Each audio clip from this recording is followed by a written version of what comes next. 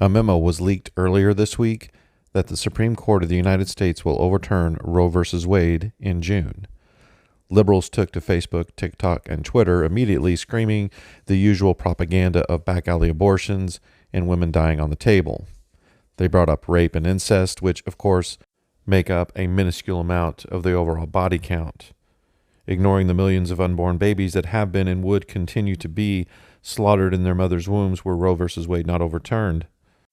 Liberal politicians such as Barack Obama wrote op-eds about women choosing what to do with their bodies. Some, such as Elizabeth Warren, had complete meltdowns. Let me break this down for you guys. If you have sex, someone might get pregnant. That's what sex is for, procreation. You don't have the right to have sex without the consequences. And once a pregnancy occurs, that is a living human being that has the right to live. It really is that simple. I'm not quite sure under what conditions the issue of Roe v. Wade was taken up by the court, and quite frankly, I don't care. All I care about is that it will be overturned, which means the matter will be for the states to decide. Whatever laws are on the books at the time will go into effect. And I believe that abortion will be illegal in 26 states and still legal in 24. So the fight's not over yet. But this is a huge win. But why is this happening now? I believe we are starting to see the fruits of the Consecration of Russia by Pope Francis. Let me run down the timeline as I see it.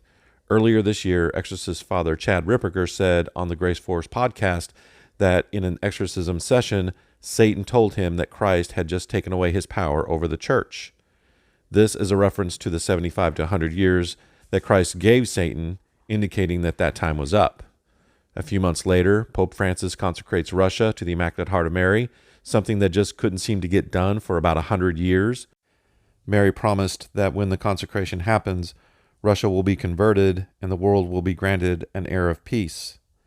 Then Elon Musk buys Twitter, breaking big tech censorship. This is not insignificant. I believe the ripple effect of this could be enormous, and given the reaction of the liberal elites, so do they. And now the Supreme Court is set to finally overturn Roe v. Wade. This is huge. I believe we are seeing the beginnings of the triumph of the Immaculate Heart. It's just going to continue and get better. And I believe it is because of the consecration of Russia by Pope Francis, which further convinces me that it fulfilled heaven's request, and the consecration of Russia to the Immaculate Heart of Mary has finally been accomplished. Now, Satan is not going to go away quietly. The liberal elites are going to fight tooth and nail to keep their power. They're going to lose, but they're going to go down swinging. So we need to keep rattling the beads.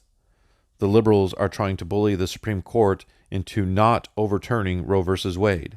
So we need to keep wielding our weapon, the rosary, and pray that the Supreme Court will, in fact, overturn Roe v. Wade this June. Until my next video, God bless.